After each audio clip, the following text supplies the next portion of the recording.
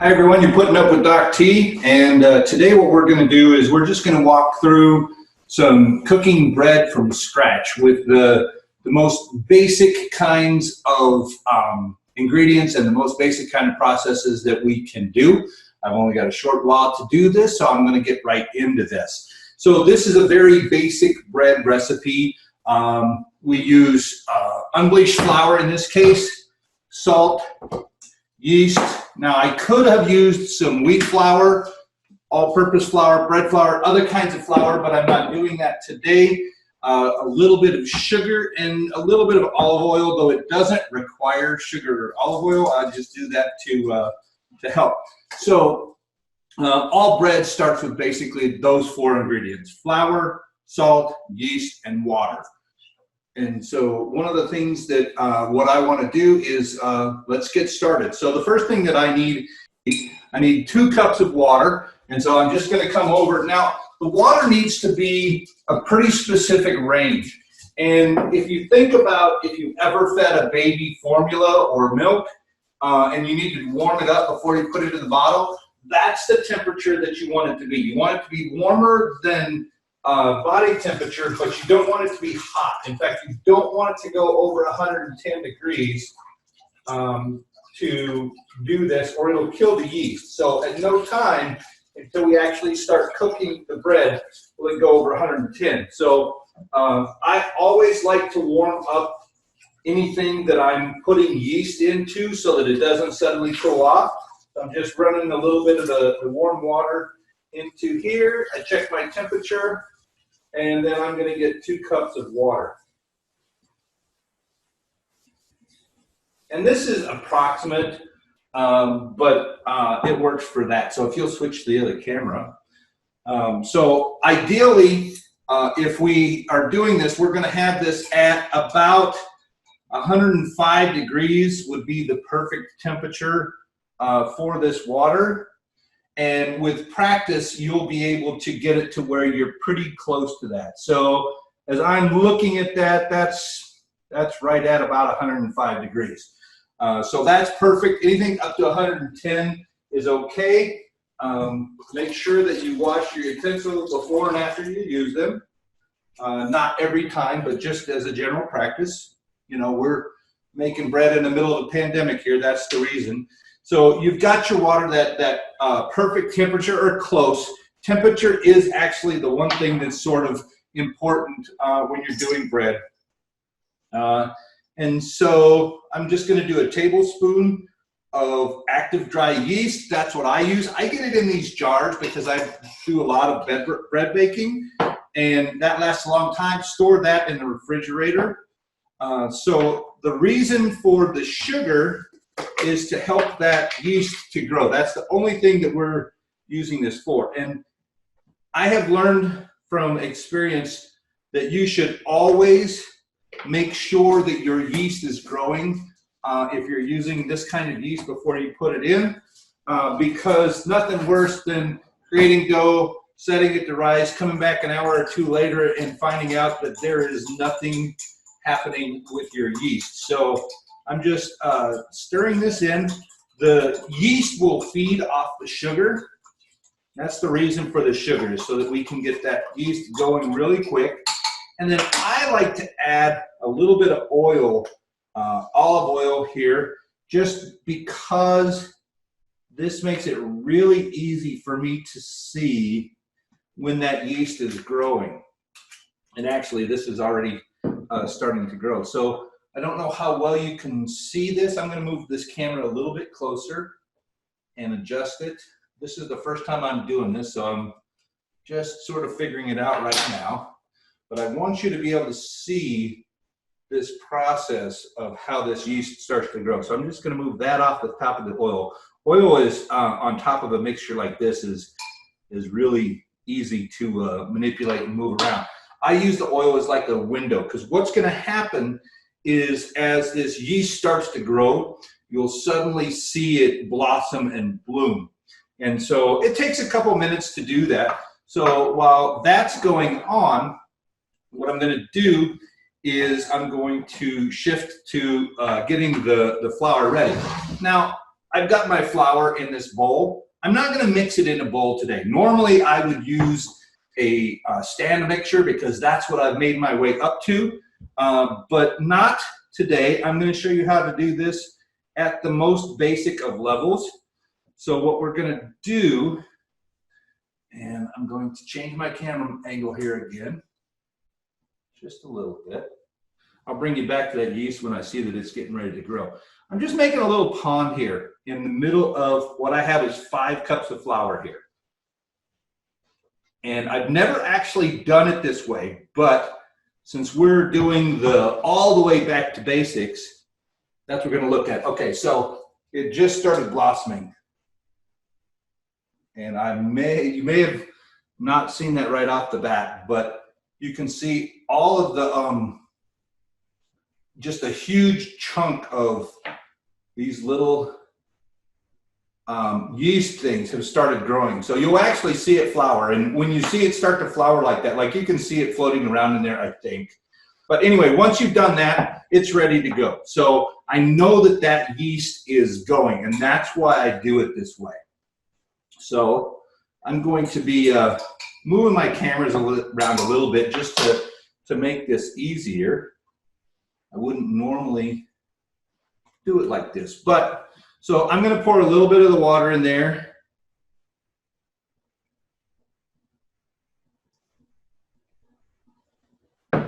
And I'm going to start with a fork just because I'm not really eager to get my fingers real doughy just yet. So as you add the dough, the water to the flour is going to absorb that water and it's going to slowly let it thicken. So again, I've got 5 inches, I've got 5 cups of the flour. The recipe calls for between 5 and 6 cups. And the reason that it calls like that is because, for instance, if I had some of this as wheat flour absorbs more water than all-purpose flour.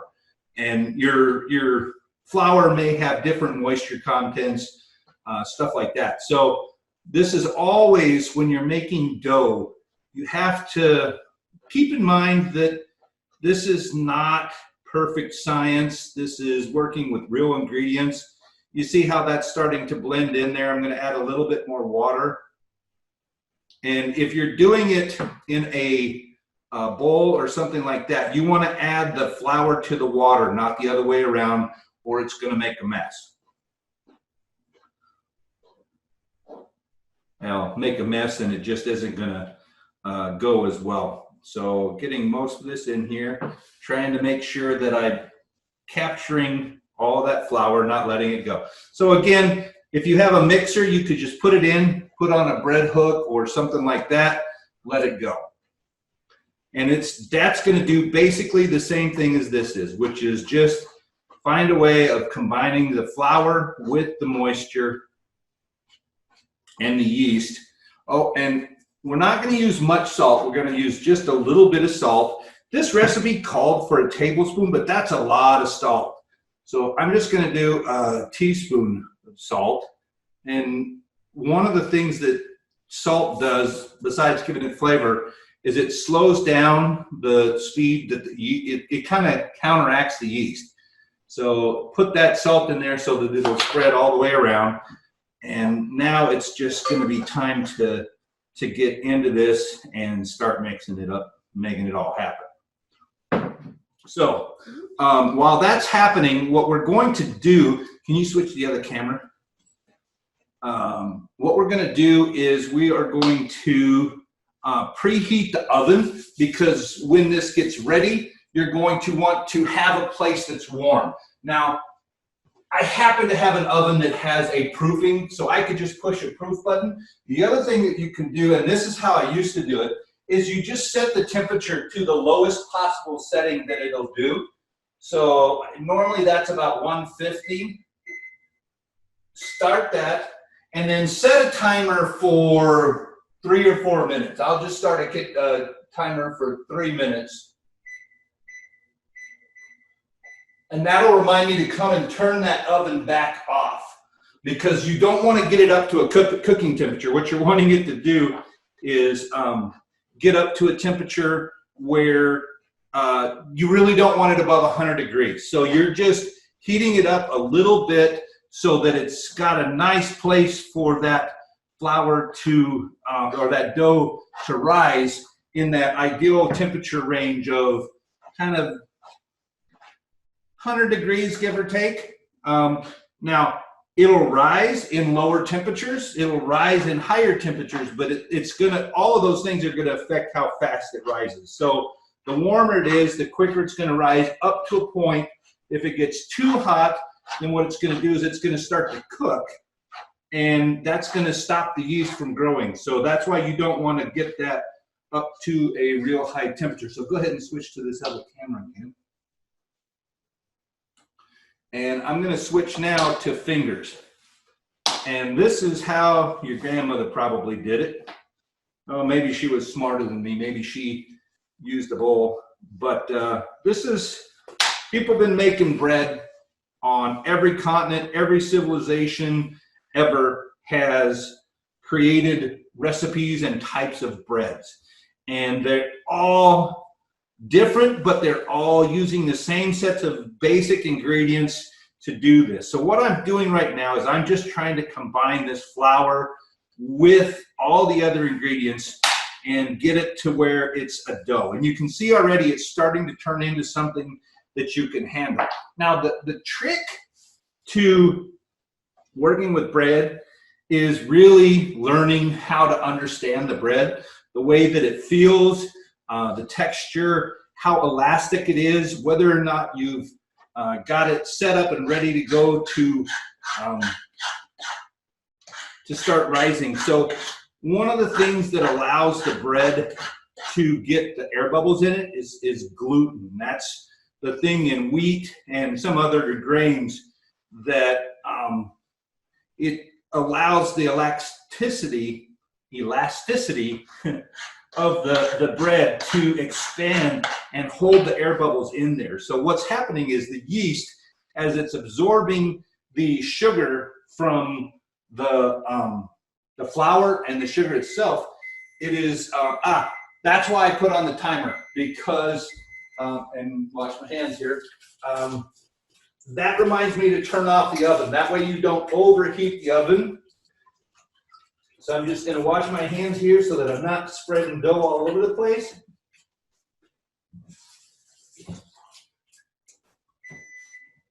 And then I'm just going to turn this off. And there's nothing in here, but one of the things that I can do right now is I can put the bowl that I'm going to be proofing it in there, and you don't even have to close it. You can leave it a little bit open so that any excess heat gets out of there. What you're really doing is just trying to get the oven heated up. So I'm actually to a point now where my dough is very sticky. I have most of my ingredients that are on the table here are already part of this. And honestly, you could do it like this, although this is a very sticky dough. But that's one of the points that I was getting to. Different kinds of dough are going to require different amounts of flour to determine how stiff they are. So the term that we're looking at is stiff. And so I'm going to go ahead and grab the 6th cup of flour here. I'm going to spread it around a little bit on there and around my baking board. This is kind of an unconventional method I'm using today. But what you're going to do is with this extra flour, and this is why you leave some of it out, you're going to work that bread and you're going to work that flour into the bread until the texture changes. And so what you're seeing me do right now is called kneading. And this is what prevents, or used to prevent, domestic violence often when there were people that made bread at home, because this is actually a very cathartic and therapeutic kind of thing to do. And what you're doing is you're using the ball of your hand to flatten out and stretch that dough. That's sort of the idea, because you have to stretch that dough. And what the stretching does is it allows the gluten to start to form, because the gluten doesn't occur naturally in the bread.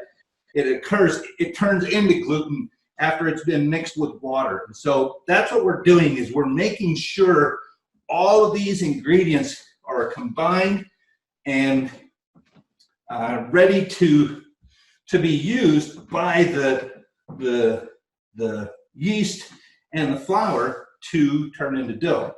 And so it's a little bit tacky. You can see when I take my fingers off, it's a little bit sticky, which is just about right. I could add a little bit more flour and make it firmer, or I could not and let it be sticky. So if you're doing something like a breakfast roll or something like that, you're going to want a stickier dough.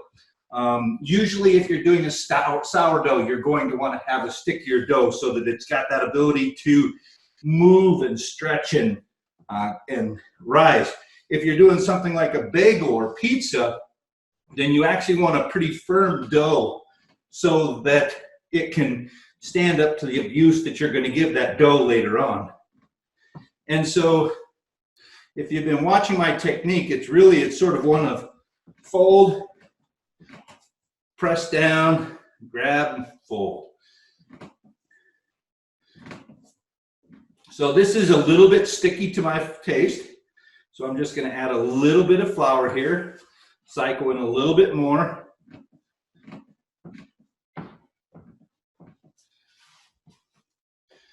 And they say that you should do this initial kneading about 10 minutes.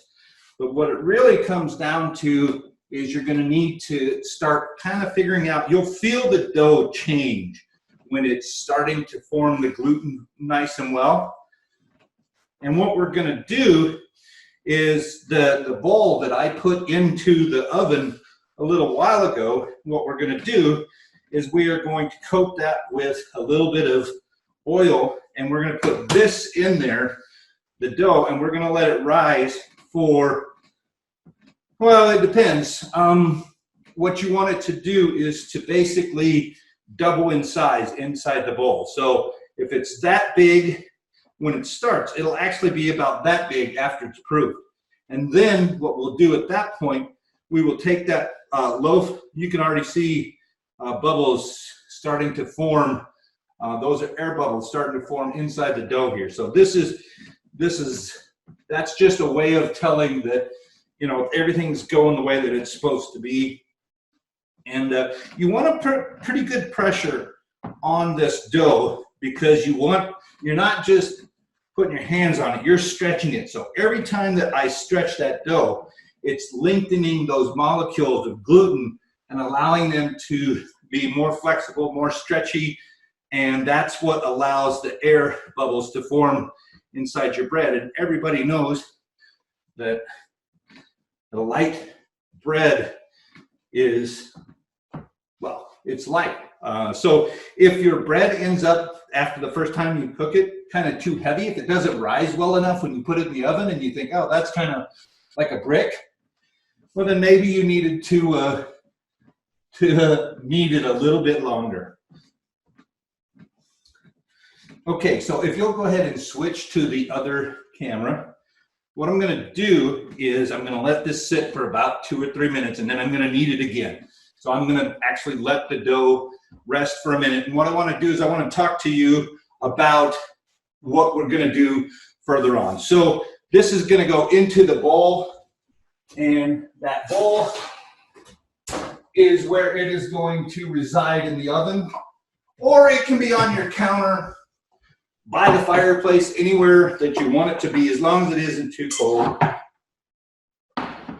And I'm just going to coat this with a little bit of oil, and that'll keep that dough from sticking to that. I'm not going to do that right now because I'm going to have to do that once more, but I went ahead and got that bowl prepped. So the dough will go in there after I've kneaded it one more time. I'll cover that with either like a plastic foil or with a damp cloth, and I will put it in there, and I'll come back and check it in an hour or two until it's ready to work again. When I work it again, what I'll do is you punch it down, is what it's called. So you give it a good hard smack, and you take it out of the bowl, and then you cut it in half, and then you form each of those halves into a loaf. I'm not going to have time to show you how to do that during this live demonstration, because this live demonstration is limited in time.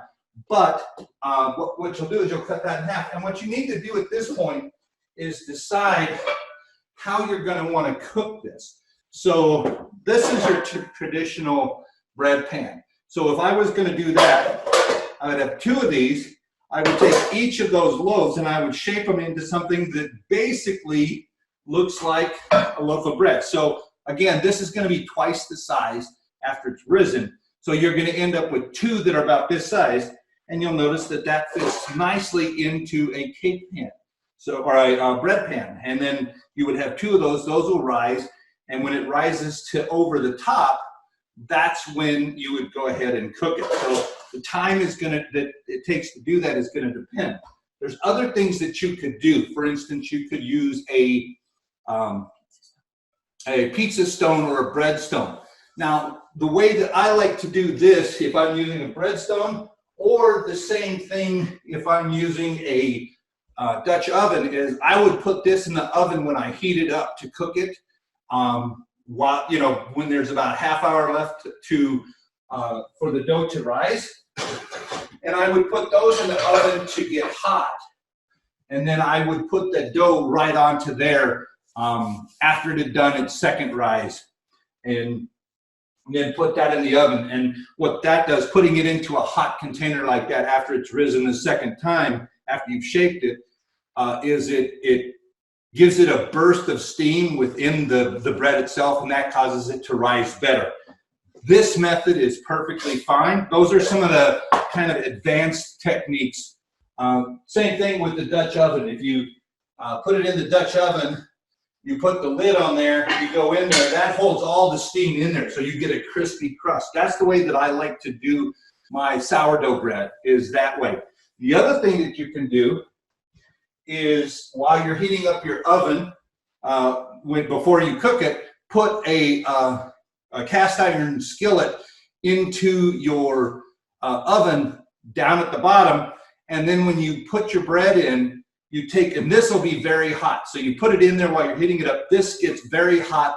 What you do is you put your bread in there, and then you pour a couple cups of hot water in here, and be careful, because that's going to produce a lot of steam. If you're making something like a French bread where you want a really light, crispy crust, that's the way you do it, by getting steam in there. But today, we're just going to do a basic, simple method. We're going to go into these pans in a little while, after it's risen for an hour or 2.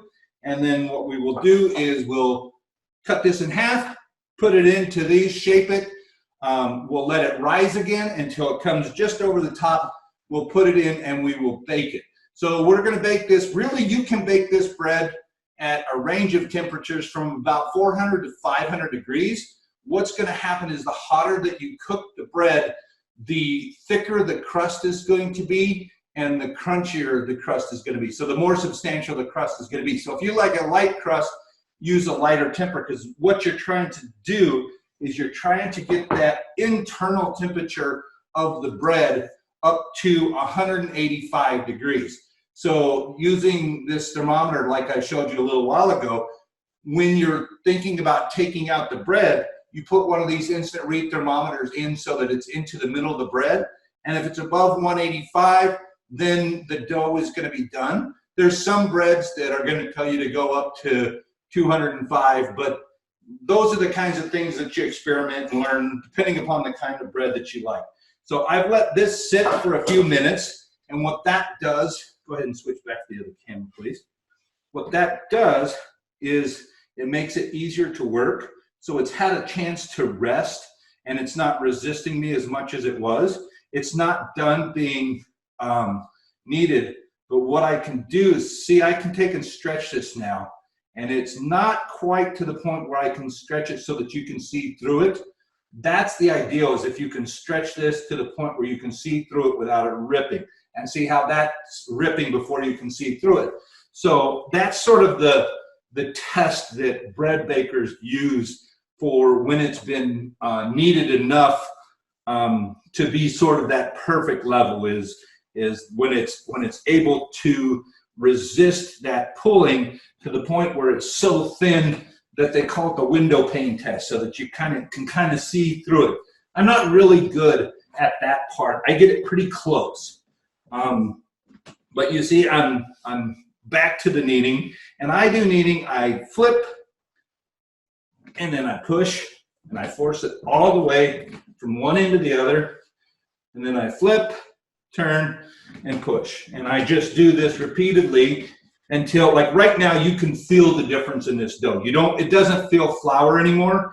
It feels kind of elasticy, and that's the goal that you're reaching for, is that you want to have that dough be relatively elastic, at least for this type of bread. Again, turn that over, not over, but fold it on top, press it down, and you almost can't over knead bread. I've never heard of anybody over kneading bread. I guess if you went at it for a half hour, maybe, but it's better to knead it too much than to not knead it enough, because if you pull out a loaf that's kind of like a brick, so that means that it wasn't able to expand and hold the air molecules in there, because what the yeast does is it creates alcohol and carbon dioxide, I think, whoops. And that's what that does. But you can see the difference in this dough from when I first started working it to where it is now. It's really smooth and it's soft, and that's what you're going for.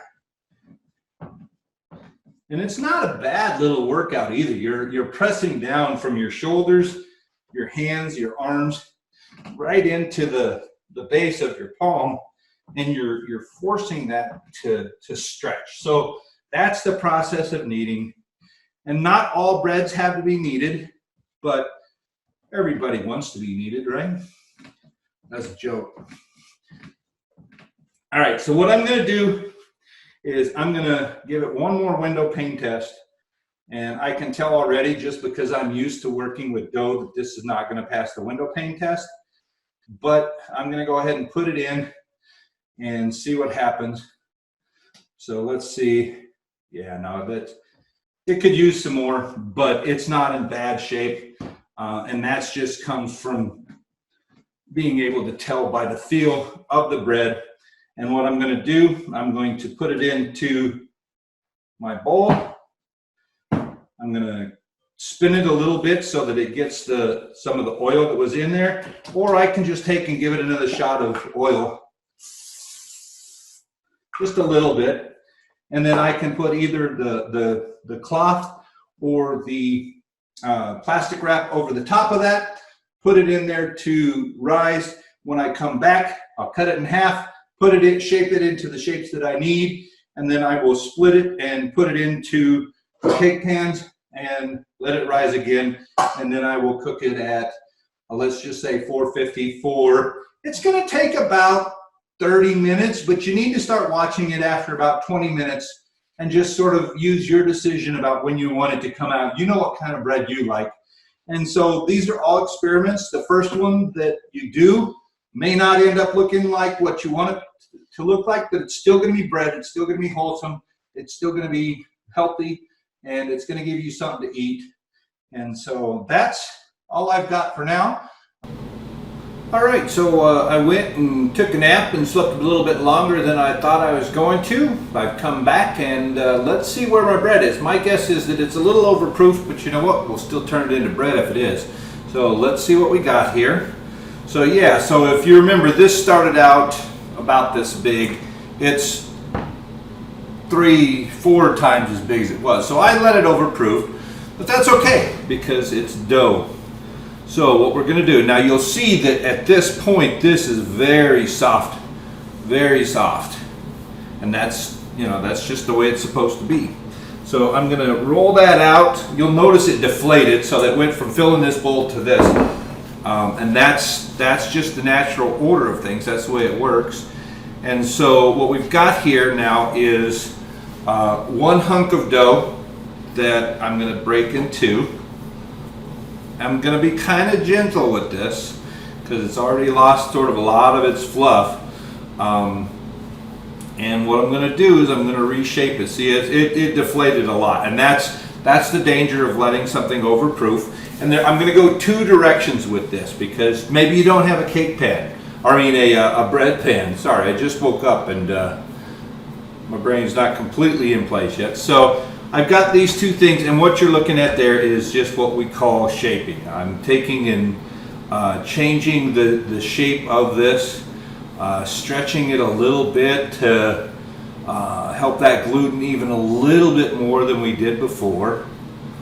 And this is probably going to end up being kind of a dense loaf because I let it overproof, but it's got a second proofing stage that it's going to go through. So I'm going to use two different pans here. I'm going to take in, assume you don't have a bread pan, all you got is a cookie sheet. Well, you know what? We've got a way to deal with that. And I could bake it right on there, but what I'm going to do is I'm going to use some parchment paper, and I'm going to put that down underneath it. If you don't have parchment paper, you don't need to do it. It's just one of the techniques that I found that sort of helped me to manage the bread the way I want it to be. So I just put that piece of parchment paper on there, and I take this, and again, in the shaping process, I'm kind of stretching that dough. I'm being pretty gentle with it here. And you'll see it's still got some air bubbles there. I don't know how well you can see that on the camera. There's still air bubbles there. You don't want to pierce those. But you'll notice that this skin is very elastic. That's exactly where we want it to be. So I'm just going to place this on here. And I'm going to kind of shape it the way that I want it to be.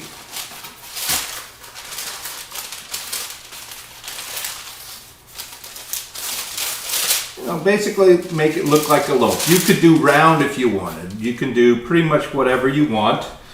And then in this one, what I'm going to do is I'm going to grab my spray again.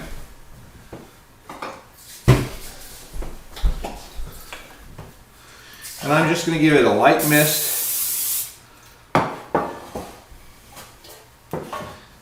And I'm going to work this bread a little bit.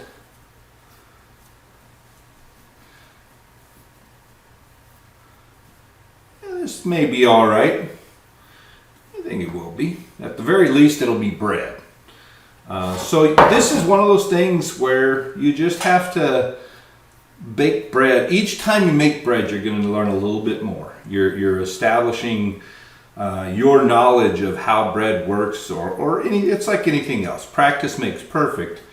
And so what I'm doing here is I'm just reworking that bread a little bit, giving it the shapes. And so what I do is I turn it under.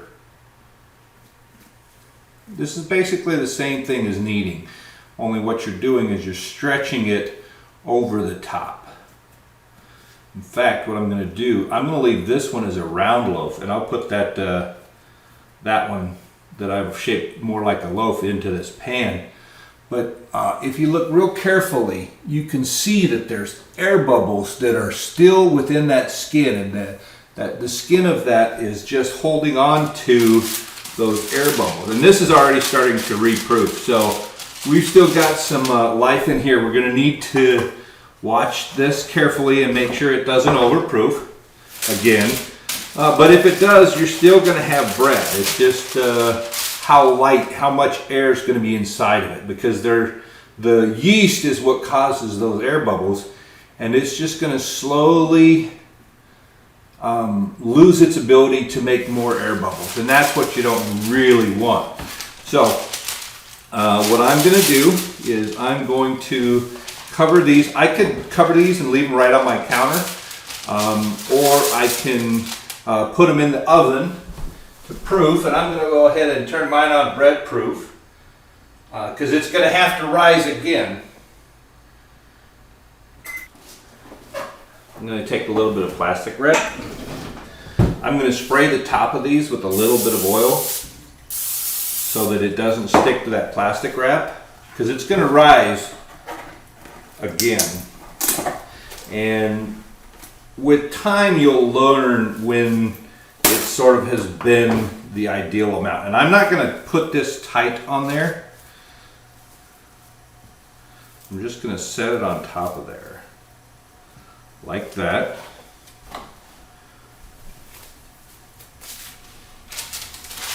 And what that does is it'll expand with it. It'll keep the moisture in there, but it'll still allows it to rise. So I'm going to, if you're just preheating your oven or heating your oven, turn the heat off before it gets too warm. Mine's on proofing so that it stabilizes at about 100 degrees. And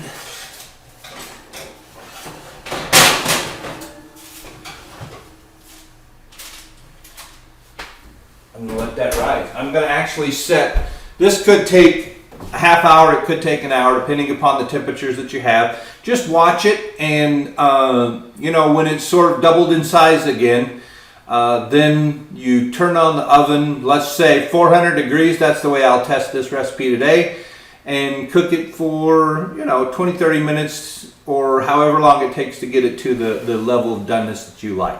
So I'm going to leave this be for now. I'm going to put this back on pause, and I'll see you guys in a little while.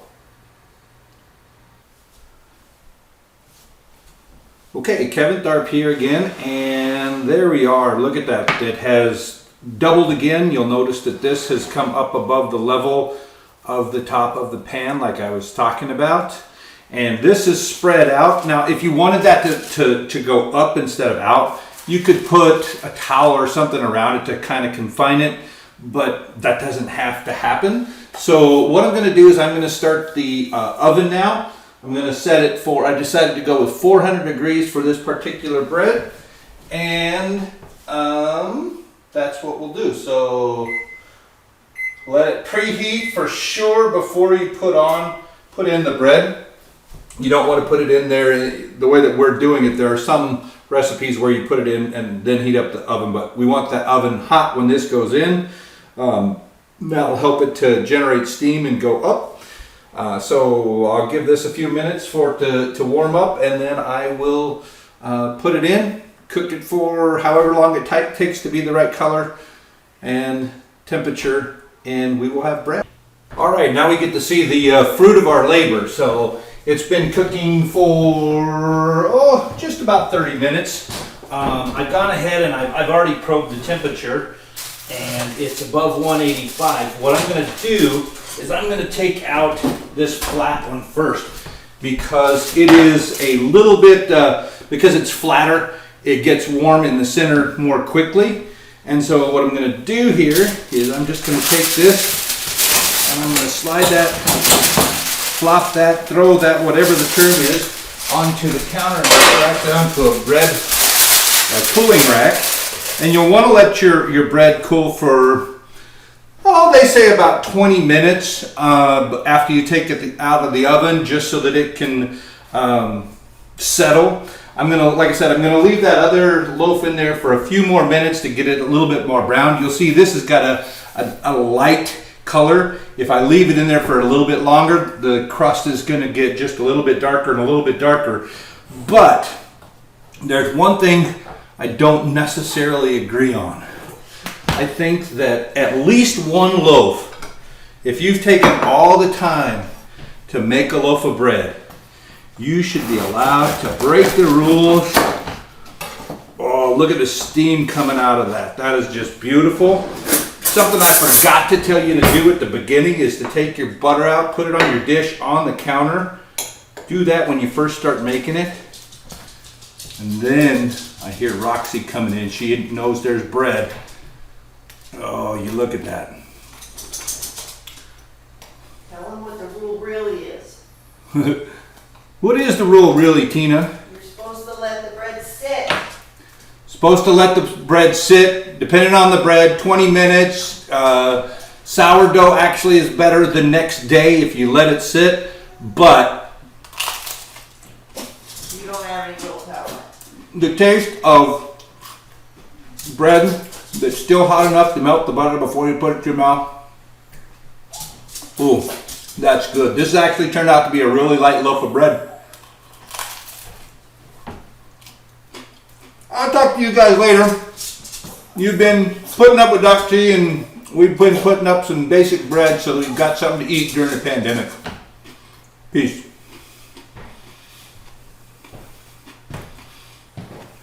I know you want a bite. There you go. How is it?